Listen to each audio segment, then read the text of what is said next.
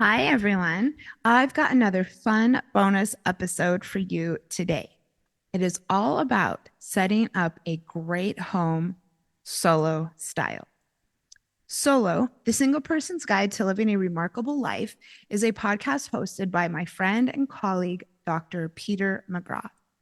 I am lucky enough to know him and to have been invited on his show now several times. And we've got another one coming up next month on friend breakups. So pay attention. In this episode of Solo, we both talk about setting up a space as a single person that is conducive to living a remarkable life. Having a home you love is crucial no matter where you are on your single journey. I hope you will enjoy our conversation. Welcome back. My return guest, her fourth appearance, is a breakup coach and the host of the podcast Sex and the Solo Girl.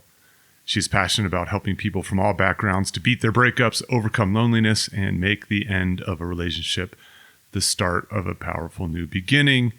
She is also quite active in the solo community, which you can sign up for at petermcgraw.org/solo. She joins me in the solo studio today to talk about creating your solo space. Welcome back, Janice Formicella. Thank you. I'm having fun already. You're shot out of a cannon in the morning, I can tell. Yes. So you suggested this topic. Why do you think creating a solo space is important? Why is it important to have an intention around this idea? I think living alone can seem confronting to some people, especially if it's a lifelong commitment like it is for me. Mm-hmm. And having it really personalized and comfortable and juicy, I think can make it easier. It can make it fun. If you aren't used to spending a lot of time alone, it can make it actually really enjoyable. I am a classic extrovert, and I find that I actually love being at home. It kind of keeps me company in a way. Mm-hmm. Mm-hmm. Yeah, I think certainly just sleep alone requires you to spend a lot of time in a space, typically, a house or apartment. Plus leisure time. Plus, more and more people are working remotely today. They're entrepreneurs, they're on their own. And so they're using their house as a home base, as a workplace, as a place perhaps to socialize, to live their remarkable life, as yes. I like to say. And so I think that, your surroundings matter. They affect your emotions. They affect your psychology, your productivity. And looking forward to being there. That's right. I think it also is in the same way that your clothes are kind of an outward reflection of who you are when you're out in public.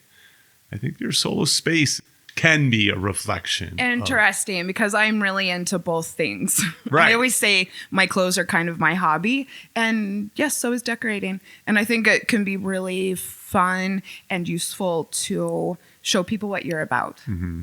I think we should probably tackle this idea right away, which is creating your solo space, one that is comfortable, that enhances your mental well-being, your physical well-being, your career, perhaps. You can sort of see it in sort of two ways. One is like, well, this is just for me. This is just for me. And as a result, sometimes you may make I have, as a younger man, some dubious decisions. Design decisions, so to speak. And this came up way, way early in the podcast, or somewhere I saw there was a thread on Reddit. It was kind of a bachelor talking. Oh. And he had, as a end table to his couch, he had a cardboard box. I was actually going to mention somewhere along the way that that's actually one reason I wanted to do this topic, is because for whatever reason, a recent date lot experience. of my a lot of the men in my life don't spend as much time on it. And I also find that they're not as keen to stay home as I am, at least. And I would really encourage the men. We have a lot of great men in the community to maybe spend a little extra time and thought to their surroundings, for sure. And I mean, that's obviously an extreme example, but the person who decided to put a cardboard box, his argument was, yeah, it serves the same purpose as an end table from a functional standpoint. I can put my drink on it, right? I suppose. It's not a problem. And I get that, right? I get that. And my argument is, and will always be, yes, but there is something about creating a pleasing aesthetic environment for yourself. And putting effort and thought into it, I think makes a big difference. And then the other one is, should you decide to entertain, whatever that may be, whether that may be a date, having people over for a dinner party, or just, a family member coming to visit, whatever it is, that cardboard box is going to make them uncomfortable. They're not going to feel welcome. And also you're not going to be as excited to have people over. And again, I have had male friends who have never invited people over, don't invite people over, and they say they're not comfortable showing people what they love. So why are you not comfortable showing people, but you're spending so much time there? Yes, right. And so I think, again, one of the things is, it's like, I love my solitude. I love living alone. I love sleeping alone. But I also like to entertain on occasion. Yes. Same. And so I want to create a warm, welcoming environment. And then also it makes my life better to surround myself with people who are interesting, fun, entertaining, love me, I love them, and so on. So I just sort of had to start with this like edge case, How did this even come up on the thread? It was something I stumbled upon. This is not a member of the solo community. I'm not throwing anyone under the bus. This was like a Reddit thing or whatever. All right, let's start, I think, by the big picture of sort of choosing a place rather than getting into what goes into that place. Okay. Where would you start? I would start with lifestyle, and I will also say that this might be one of the more crucial aspects about living alone. For instance, where do your friends live? Where is the supermarket? How long will you have to commute to be around people? That's a really big one for me. I actually don't drive, and I always wanted to live by the supermarket. Me too. And it makes such a difference. I also want to be in walking proximity to my friends. And this is really crucial. Don't go for the cheapest place. Really, really consider what your day-to-day is going to be like.